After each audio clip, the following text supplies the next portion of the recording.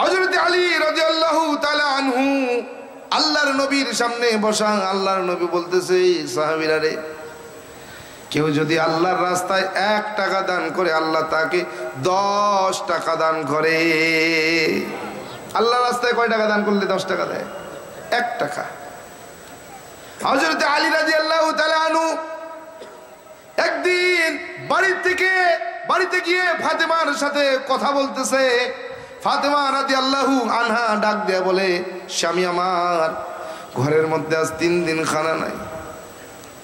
হাসান হোসেন না খেয়ে আছে, আমরা 2 জন না খেয়ে আছি। কিছু খাবার ব্যবস্থা কি করা যায়? বলে আমার কাছে কিচ্ছু নাই। আমার ঘরে একটা চাদর আছে, চাদরটা নিয়ে বাজারে যান, যা বিক্রি হবে তার থেকে সামান্য কিছু খানা নিয়ে আসবেন। হযরত আলী রাদিয়াল্লাহু আনহু চাদরটা নিয়ে বাজারে গেলেন। বাজারে যাওয়ার পর হযরত আলী রাদিয়াল্লাহু তাআলা আনহু ওই চাদরটা বিক্রি করলেন মাত্র 6 দিরহামে। কত? 6 টাকা। 6 টাকা বিক্রি করে বাড়ির দিকে রওনা করছে। পথের মধ্যে এক ভিক্ষুক দাঁড়াইছে। আয় আলী, আমারে কিছু সাহায্য দাও। বলে, আমি তো 3 দিন না খাওয়া, তোমারে সাহায্য দেব? কেমন একটা অবস্থা হয়ে গেল। আছে কত? 6 টাকা। এ আমি খাবো কি, আমার পরিবার খাবে কি, আর হেরে দিমু কি? এটা কি মুসিবত। হযরত আলী রাদিয়াল্লাহু তাআলা আনহু 6 টাকাই দিয়ে দিলেন, যা তুই আগে খা, এরপরে দেখবো আল্লাহ কি করে। 6 টাকা দান কইরা দিয়া বাড়ির দিকে রওনা করছে। কিছু দূর আসার পরে এক আল্লাহর গোলাম একটা উটনি নিয়ে দাঁড়ায় রয়েছে। আয় আলী, দাঁড়াও। কয়, উটনি বিক্রি করবো। কিনবানি? কয়, টাকা নাই। কয়, বাকিতে। বাজারে নিবি, বিক্রি করে আসবি, এরপরে টাকা দিবি, নিয়ে যা। কয়, দাম কত? দাম 40 দিরহাম। কত? 40 দিরহাম। বাজারে নিয়ে গেছে। বাজারে নিয়ে যাওয়ার পরে ক্রেতা আসছে, খরিদ্দার আসছে। কয়, আলী উটনি বিক্রি করবা? বলে, হ্যাঁ। বলে, দাম কত? বলে, ভাই সত্য কথা, আমি 40 টাকা দিয়ে কিনছি, তুমি কত দিবা? কত দিবা কও? কয়, তোরে যদি 100 টাকা দিয়ে বিক্রি করবা?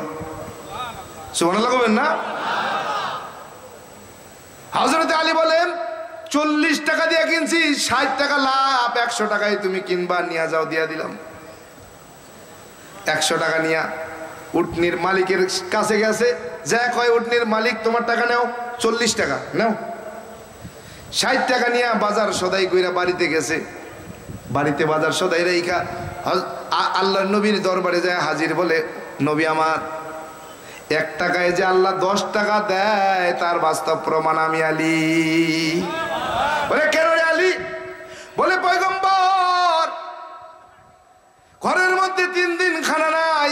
আপনার কলিজার টুকরা আম্মা জান ফাতেমা আমার একটা তার গায়ের চাদর দিয়েছে, 6 টাকায় বিক্রি করছি বাজারে। বাজার থেকে ফেরার পথে এক ভিক্ষুক আইসা কয়, আলী, 7 দিন না খাওয়া, কিছু কি সাহায্য করবি, আমি কিনে খাবো। বলে, 6 টাকার মধ্যে তারে দিমুকি আর আমি নিমুকি? 6 টাকায় দান করে দিয়ে চলে আসছি। পথের মধ্যে এক উটনির মালিক উটনি নিয়ে দাঁড়ায় রয়েছে। আমারে কয়, আলী, উটনি কিনবি নি? বলে, টাকা নাই। বলে, বাজারে বিক্রি করে এরপরেও আমারে বাকি টাকা দিয়ে তুই বাকি টাকা নিয়ে যাবি? বলে, 40 টাকা দিয়ে উটনি কিনা বাজারে যায়।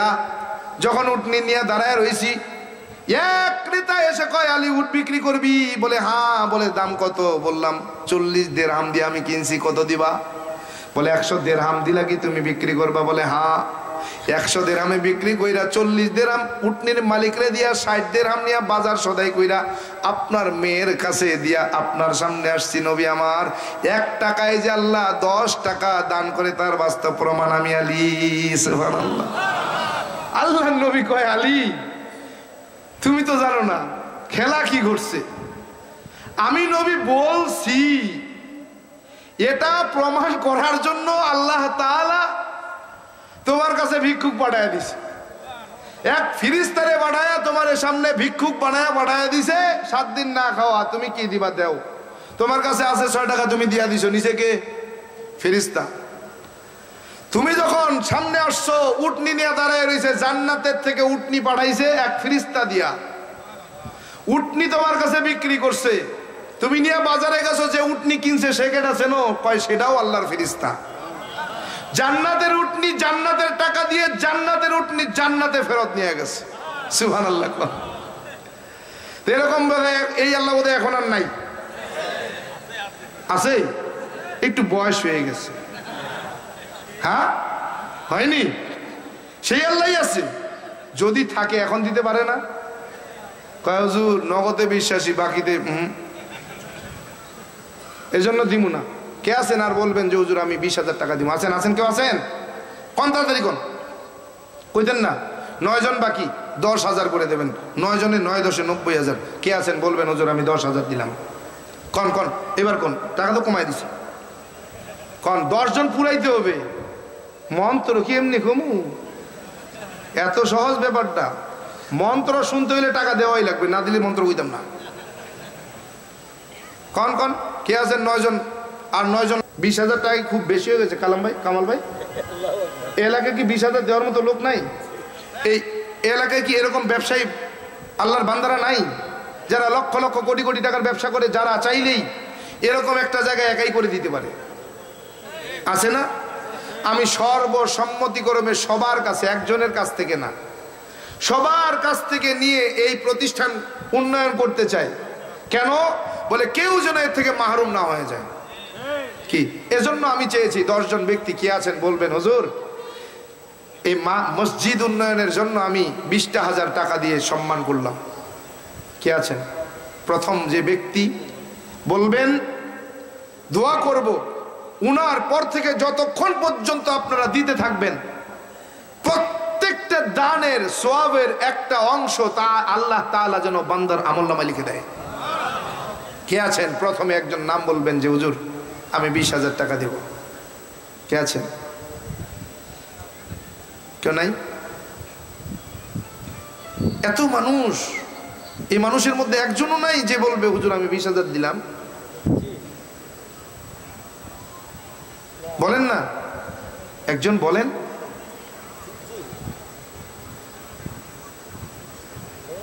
কে আছেন? বলেন, একজন বলবেন 20,000? নাই?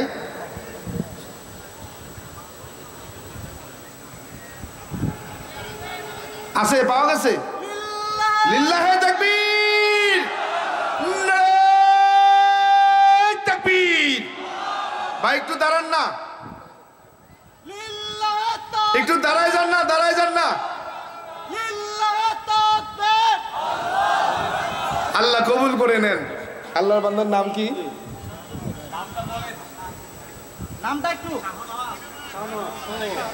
আল্লাহ আপনার বান্দা শাহনেওয়াজ, আল্লাহ আপনার ঘর বিনির্মাণে 20,000 টাকা দান করেছেন। আল্লাহ 20 লক্ষ টাকা দানের সওয়াব দান করে দেন। আয় আল্লাহ কমপক্ষে 20,000 কোটি টাকার মালিক বানায়া দেন। আয় আল্লাহ দুনিয়া আখিরাতে সর্বোচ্চ সম্মানে অধিষ্ঠিত করেন।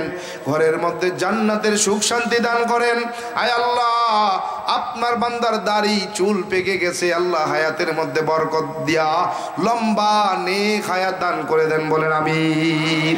পূর্বপুরুষ আপনজন যারা বিদায় হয়ে গেছেন, আয় আল্লাহ সকলের তামাম জিন্দেগির গুনাহগুলো মাফ করে আয় আল্লাহ সওয়াবখানা কবরে পৌঁছায়া দেন। বলেন আমিন। 2 নম্বরে কে আছেন বলবেন হুজুর আমি 2য় নম্বরে নাম লিখাবো? কে আছেন?